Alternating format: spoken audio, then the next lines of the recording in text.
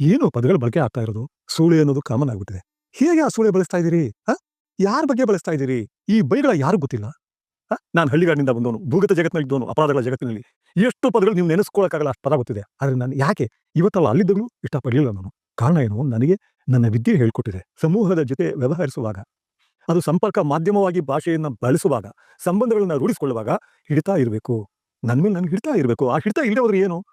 ನಾನು ಮನುಷ್ಯ ಆಗೋದಕ್ಕೆ ನಾಲಾಯಕ ಆಗ್ಬಿಡ್ತೀನಿ, ಮೃಗ ಆಗ್ಬಿಡ್ತೀನಿ. ದಯವಿಟ್ಟು ಮಾಡ್ಬೇಕಪ್ಪ. ನೀವು ಯಾರೋ ಒಬ್ರನ್ನ ಸೂಳೆ ಅಂದ್ರೆ, ಆ ತಾಯ್ತನವನ್ನ ನೀವು ಖಂಡಿಸಿದ್ರೆ ನಿಮ್ ತಾಯಿಗೆ ಖಂಡಿಸಿದ ಹಾಗೆ.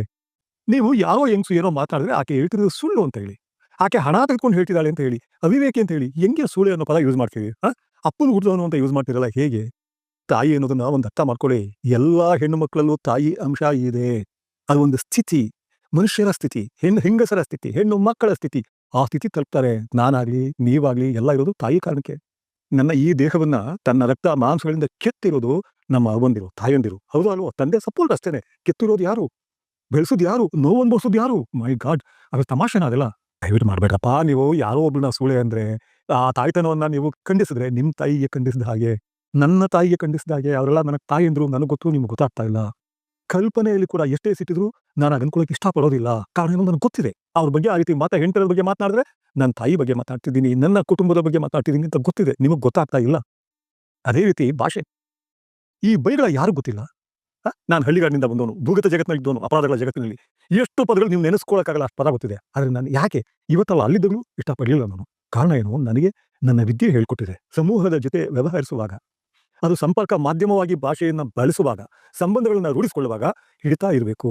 ನನ್ನ ಮೇಲೆ ನನಗೆ ಹಿಡಿತಾ ಇರಬೇಕು. ಆ ಹಿಡಿತ ಇಲ್ಲದೆ ಹೋದ್ರೆ ಏನು? ನಾನು ಮನುಷ್ಯ ಆಗೋದಕ್ಕೆ ನಾಲಾಯಕ ಆಗ್ಬಿಡ್ತೀನಿ, ಮೃಗ ಆಗ್ಬಿಡ್ತೀನಿ. ಯಾಕಪ್ಪ, ಕೈ ಮುಗಿದು ಕೇಳ್ಕೊಳ್ತೀನಿ, ಕೈ ಮುಗಿತಾ ಇದೀನಪ್ಪ. ನೀವು ಆ ಕಡೆ ಇರಲಿ, ಈ ಕಡೆ ಇರಲಿ, ಅವ್ರು ಬೈಲಿ, ಇವ್ರು ಬೈಲಿ, ದಯವಿಟ್ಟು ಅದನ್ನ ಮಾಡಬೇಡಿ. ಅವರೆಲ್ಲ ನನ್ನ ತಾಯಂದಿರು, ನನ್ನ ತಾಯಂದಿರು.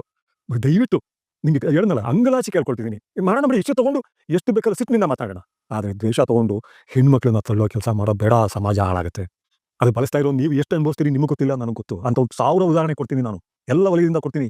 ಹೆಣ್ಣು ಮಕ್ಕಳ ಬಗ್ಗೆ ತೀರಾ ಕೆಟ್ಟದಾಗಿ ಬಹಿರಂಗವಾಗಲ್ಲ. ಅವತ್ತು ಇವೆಲ್ಲ ಇರಲಿಲ್ಲ, ವಿಡಿಯೋಗಳೆಲ್ಲ ಇರಲಿಲ್ಲ. ಮಾತನಾಡ್ತಿದ್ದವರು, ಅವ್ರನ್ನ ಜಗಿತಿದ್ದವರು ಎಷ್ಟು ನರಳಿಬಿಟ್ರು, ದೊಡ್ಡವರು ನರಳಿಬಿಟ್ರು ಅಂತ ಕೊಡ್ತೀನಿ. ಯಾಕೆ ಕೆಲವರು ನರಳಿಲ್ಲ ಅಂತ ಹೇಳ್ಬಹುದು. ಆದ್ರೆ ಈಗ ಬೇಡ.